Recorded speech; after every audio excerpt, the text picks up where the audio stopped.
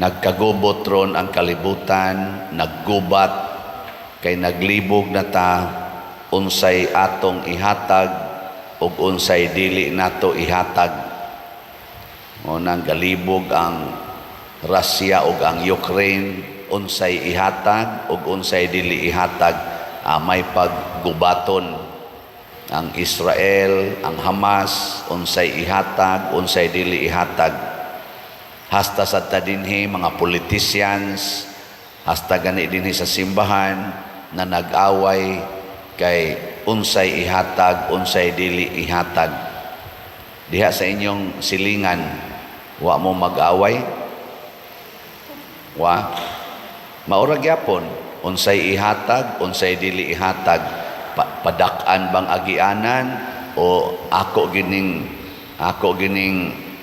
sana siguhon sa akong utlan na siyuta, bahala nagwa na sila'y agianan, kuralon ko gyud ning akong yuta, di ko ni ihatag kay ako ning yuta. Ana ba?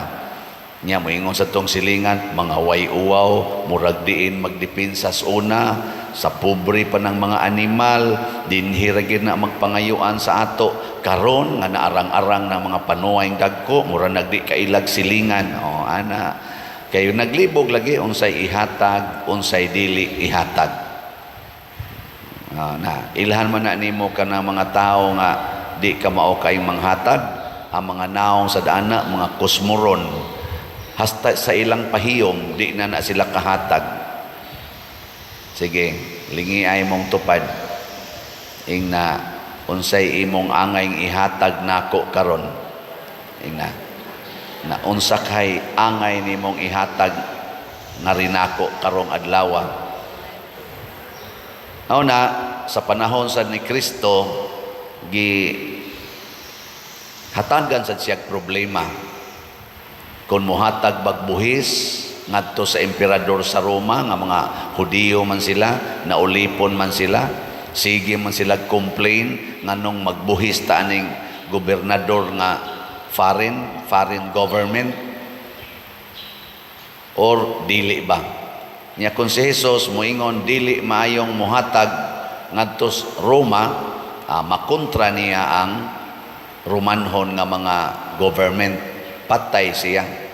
Ug moingon sad siya kinahanglan tang muhatag, makontra pud niya ang iyang mga kaliwat nga mga Hudiyo, mopatay gyapon siya. Wa gyud siya kapaingnan. Pero unsa may wisdom ni Jesus, ingon siya ihatag ngadto sa emperador, ang iyas emperador niya ngadto sad sa Ginoo, ang iyas Ginoo. Unsa may pasabot niya, kanang gimarkahan og ngan sa emperador or sa leader sa kalibutan, kanang gipirmahan sa leader sa kalibutan, mao nay para iya. Nya kanasang gipirmahan sa Dios, mausad na iya. Kay bawo mo unsay gipirmahan sa Dios, iyang gibutangan sa iyang naong. Kay bawo mo kinsa man, wa mo kibaw mo to pagtan-aw ni Jesus sa sinsiyo, ingon siya kinsa maning naong ang naimprinta dinhi, ingon sa emperador. Ay hatag na sa emperador kay naamang iyang naong, naasad ang iyang pirma, silyo, ang iyang silyo. Nakaron unsa may gipirmahan sa Ginoo o gisilyuhan sa iyang naong, kanang imong tupad, image and likeness of God na siya. Kana ba tupad nimo? Nya unsaon man na nimo paghatag ngadto sa Ginoo nga gisilyuhan man na, hasta nang imong naong gisilyuhan man na, kining akong naong gisilyuhan manis naong sa Ginoo. Unsaon man nato paghatag anis Ginoo, matod pa ni San Pedro diri sa unang pagbasa, matngoni ninyo nga magpabilin kamong putli sa atubangan sa Dios. Ay gibutang diri, paningkamot kamo pag-ayo nga mahimo kamong putli og dili masaway sa Dios og may pakigdait kaniya. Mao na siya. Sige. laing lingi sa imong tupad. Ing nakanang naong nimo makapahimuot pa nas Dios. Ing nako no. Nakanang naong nimo ba makapahimuot pa nas Ginoo. Sa mga naong nato, siging kiskis anang kilay, siging pa-colors buhok, siging paputis naong, make-up, lipstick, sag-unsa na lagi pamutang, panumpay anang mga pilok, kanang mga kuko, sumpayan. Kinsa may imong ipaningkamutan pagpahimuot, ang kalibutan nga dili maoy naghimo nimo, ang kalibutan nga maoy dili nagsilyo nimo, ang kalibutan nga dili maoy naghatag nimo sa kinabuhi, o ang Ginoo nga maoy nagbutang sa iyang image and likeness diha nimo. Mao na pasabot ni Kristo. Siguro mubayad kag buhis o dili ka mubayad og buhis, nakapahimo ba na nimong image and likeness of God? Kana mupalit ka o dili mo palit og slot, kana nakapahimo ba na nimong image and likeness of God? Sige kuno. Kung di jud ka mo palit og slot, nga ning atong slot dinis atong parokya, ning SBF dag tag 500 pesos raman gid na. Nya kaning atong MMHD para sa Birhen sa Fatima dito sa San Remigio, 1,000 raman og di jud ka mo palit. Bisag naa kay ikapalit. Unsa man ang imong naong na image and likeness of God, pinaagi anang imong pagdinaw. Ha? Tubag. Duko rabay. Ang kuan ato sa mong i-update ha, kay daghan kayong namalit na tog slots, pero kuwang pagid ang gidaghanon. Mo na sa atong SBF dag para sa atong kumbinto na natayhalin as of yesterday, 23,984 ka slots, pero naapay 36,016 ka slots nga available, tag 500 pesos per slot ni ato SBF dag.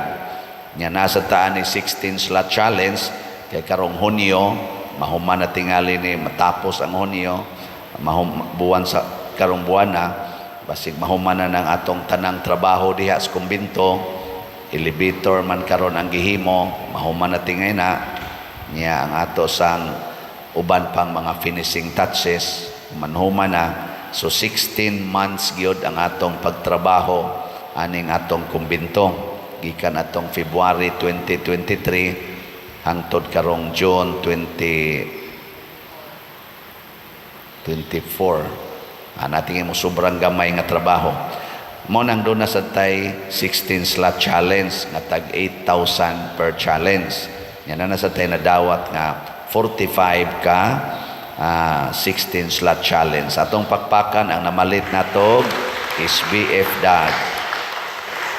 Og mahalin ning tanan kaning 36,000 ka mga slots, malipay ang atong mga contractors. Ang atong mga contractors diha mga buutan kayo.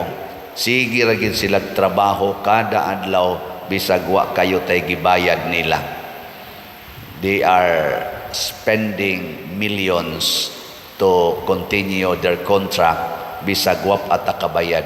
Mao na kining 36,000 nga slots nga tag 500 pesos ug ato ning mapalitanan, malipay pod sila ug ang ilang pamilya ug ang ilang mga katawhan nga gi-employed.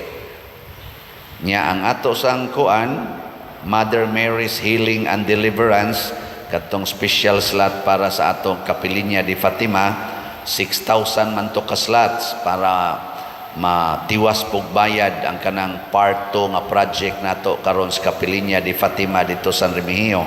Ang grounds ba, panindutan ang grounds nya, nay 6 million nga kuwang mao nang naghimo ta og slot sugod adtong Mayo 13. Nya gikan ato hangtod karon nanatay halin nga 1,304 ka slots, naapay 4,696 slots nga available, tag 1,000 pesos per slot.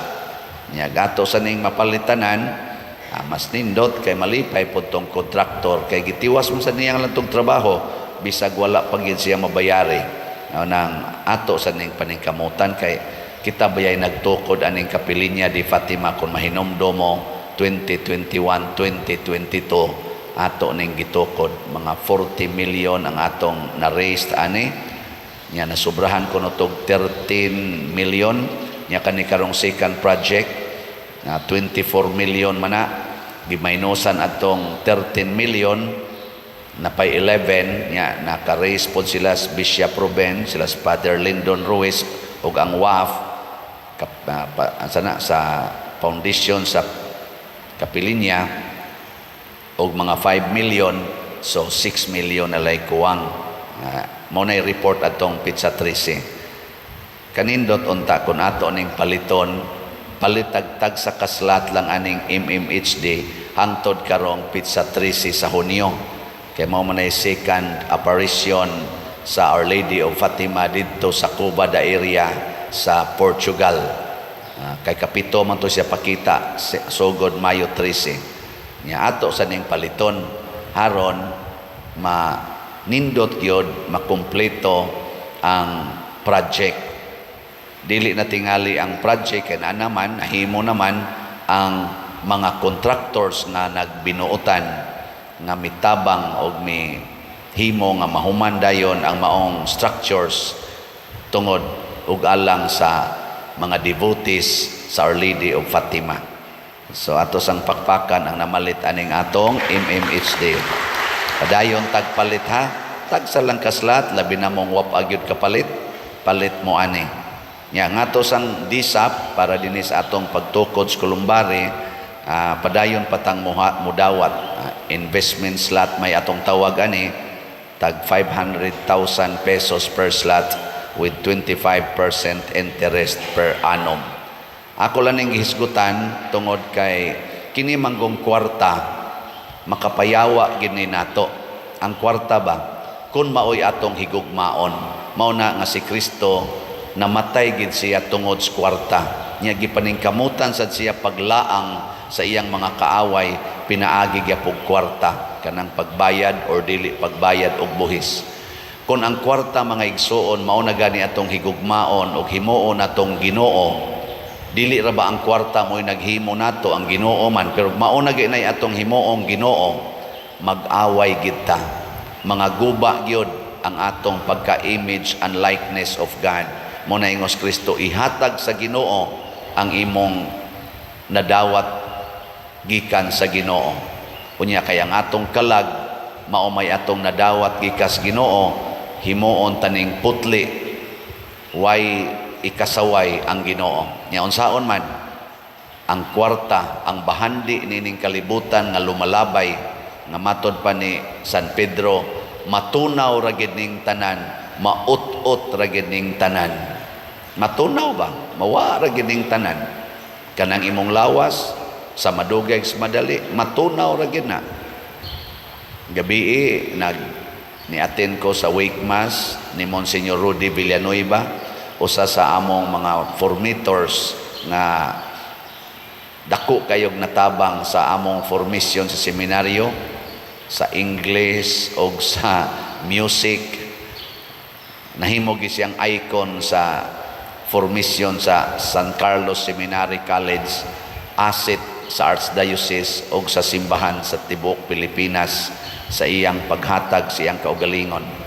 Ni paambit ang nagwali kagabi sa nagmisa si Father John Agrabante, ang team moderator o Episcopal Vicar dito sa Bantayan Island nga mga parokya, nga before na admit si Monsignor for the last time, una siya namatay mga few weeks man siguro, nihangyo pagid sila nga, Monsignor, pwede ba mag-compose ka og himno or hymn para sa Bantayan LGU sa panggil ba sa Bantayan nga mo ilang himuong himno.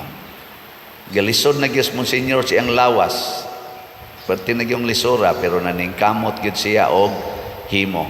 og nahimo gid niya, nahuman ang tanan, ila untang imbitaron dito kay ilang pasidunggan, kay tuan na, available na ang kanta, mausay pagka-admit niya sa ospital, ug wa na gid siya kagawas. So nihimo pagid siya, nihatag pagid siya sa gasas Ginoo diha niya nga mao ang iyang talent aning paghimog kanta, music, o kaning pagsuwat hangtod sa katapusang gutlo siyang kinabuhi. Katong bag-o pa sana siyang nasakit nga maglisod naglakaw kayo, agakuno na kung lisod-lisod ang daan, dito na siya gapuyo sa Carmelites mga 2013. Mao'y pagka-assign ako as administrator sa mission station dito sa Maumawan. Nya among gipili atong una nga himuong patron St. John Mary Vianney. Karon nahimo na ng parokya, giilisan man, gihimo mang Our Lady of Guadalupe. Pero katong mission station pa, kuanto siya, St. John Mary Vianney, hangtod nahimong Kwasay Parish. Nihangyo ko niya, Nyor, pwede ba makakompose kag hymn ni St. John Mary Vianney nga kanang kuan, Cebuano? Kaya ang dito sa seminaryo, sa minor seminary, mao man ay patron St. John Mary Vianney, pero English. Ingon din siya, sige. Pero lisod na po siya glakaw. Himo din siya. After few days lang, akong ibalik, humana. Ingon din siya, itudlo na dito, niya timani nga mao ni first nako nga gi-compose nga kanta nga akong gipatudlo, akong gipakanta sa mga way klarong choir. Wa man siya kailas among choir, nya taga Bukid. Nya ako pag yun mo imutudlo kay kamo man kog jutay itudlo na dito. First ni nako nga gi-compose nga akong gipakanta sa wa ko'y salig na choir, kay wa ko kaila. Di naman siya kapili kay luya naman siya. Di akong gitudlo dito mga 2 ka semana gito namon siging practice sa taga choir dito sa Bukid. Diha nang ako nakita nga murag nakuha na to namong iyang gihimong pisa. Ako siyang gihangyo, Nyor, pwede ka makabisita dito, i-check lang ba kung na unsay kuwang atong among pag-interpret sa imong gisuat. Alas 8, alas 7 gabi ni kuyog siya ngadto sa Maumawan. Nauli mi alas 11 na sa gabi bisa galisod na siya ningadto gyud nya di amo ta pa ba to mga pictures dito kay gasige siya tudlo namo dito di ko katuo ba sus karimot aning maong lugar kasuok kuan ra sitio Maumawan, Barangay Babag, Cebu City. Nya mingaw ang lugar, pobre, ordinaryo ang mga tao. Dito siya gapian ga keyboard gatudlo namo. Ingon siya, okay na. Kuha na ninyo. Amo na roy, naingon ana. Ingon ana siya mo paambit, wa maghuna-huna. Pag ordin sa nako pagka pare, pagkatamisa, gihangyo po nako siya nga maghimog salmo, responsorial psalm nga tono. Iya sa kong gihimuan. Ingon sa Father Benny Tao nga iyang assistant sa music diya seminaryo atong panahona. Hangyo abay nga siya nalay muduyog sa choir. Ako may gatudlo ana, siya lay muduyog sa choirs Guadalupe. Ako sa siyang gihangyo. Di na jud ko katuo ato kay kinsa ra gud ko nga ordinaryo ra kayong pare. Pastila ni sugot Diyos Monsignor Rodi og siya gigaduyog sa akong pagkanta misa. Bisag bati kay kumukanta, siya giniduyog. Wa man sa nun maglingo-lingo kayo, giagwanta rating ito niya. Pero siya giniduyog. Nakaingon ko si Monsignor Rodi, tinuod sakit kay siya manabi kanang mutudlo siya. Ako usakos na biktima sa iyang sakit kay sinultihan. Muragdang pakauaw o panginsulto. Pero tungod ato natatak sa kong huna-huna how to strive to do my best in this field sa English, sa music. Muna din nga itong mga choir sad, ako sa nanggipambit-ambitan, unsay akong mga napo-po nga ginagmay gikan ni Monsignor Rodi. Paminawa ng atong choir, di ba? Panagsara gina sila mayabag. Kay Tudloan yun. Akong ipasabot, ang gustos Ginoo, ipaambit ang tanan nga niya aning kalibutana, tanan nga maayo aning kalibutana nga lumalabay sama ang atong talent, mga kwarta, yuta, balay, kanang imong mga gimahal nga mga tao, ipaambit na kay samtang wap anak mo labay, kung imo nang i-share sa Diyos nun nga pagpaambit, maunay mo hatag sa imong image, sa imong kalag, nga dili ikasaway dito sa atubangas Ginoo. Mahimotang putli, mahimotang angayan nga mosod og langit. Mobitaw sa atong salmo, niingon ta diri, sa tanang panahon o Ginoo, ikaw ang among dalangpanan. Mudangop kita sa iyang pamaagi, kay sa katapusan sa atong kinabuhi, muatubang tang tanan niya. O matud pang San Pedro, maningkamot yun ta, nga mahimot ang angayan, dili sa lawayon sa Ginoo. Bahala nagsawayon ta usahay sa mga taos kalibutan. Manindog ta. Mga igsuon, magampo kita ngadto sa atong langitnong Amahan, sa mga butang nga atong gikinahanglan alang sa kaluwasan. Moingon kita, Ginoo, pamatia kami. Ginoo, pamatia kami. Nga ang mga pangulo ug ang mga sakop sa simbahan magmatinud-anon sa ilang tawag sa pagka-propeta, nga mosaksi batok sa mga dili tawhanong mga krimen ug mga inhustisya, magampo kita sa Ginoo. Ginoo, pamatia kami. Nga ang mga pangulo sa gobyerno makiangayong mugamit sa mga butang nga iya sa kalibutan, magampo kita sa Ginoo. Ginoo, pamatia kami. Nga ang mga pangulo sa katilingban ug ang mga lungsuranon, mga tungdanan isip mga butante ug mga magbubuhis, magampo kita sa Ginoo. Ginoo, pamatia kami. Nga ang mga masakiton makaamgo nga ang kasakitan nga ilang giantos, hiniusa kang Kristo, mamahimong dakong panalangin, magampo kita sa Ginoo. Ginoo, pamatia kami.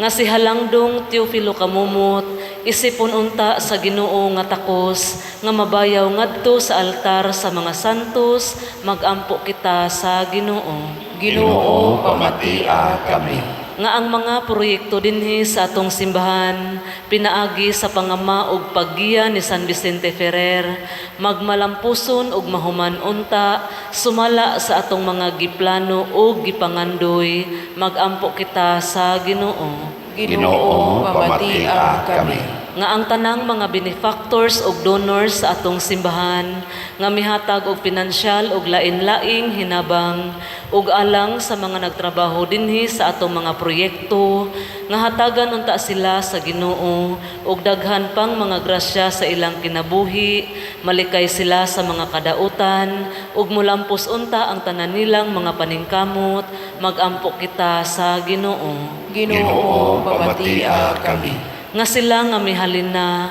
makadangat sa tunhayng syudad didto sa langit, magampo kita sa Ginoo. Ginoo, pamatia kami. Langitong Amahan, gibayaw namo nganha kanimo ang among mga panginahanglan, sayod kami sa imong pagkamanggihatagon. Dawata kini kay amo kining gituboy, pinaagi ni Kristo nga among Ginoo. Amen.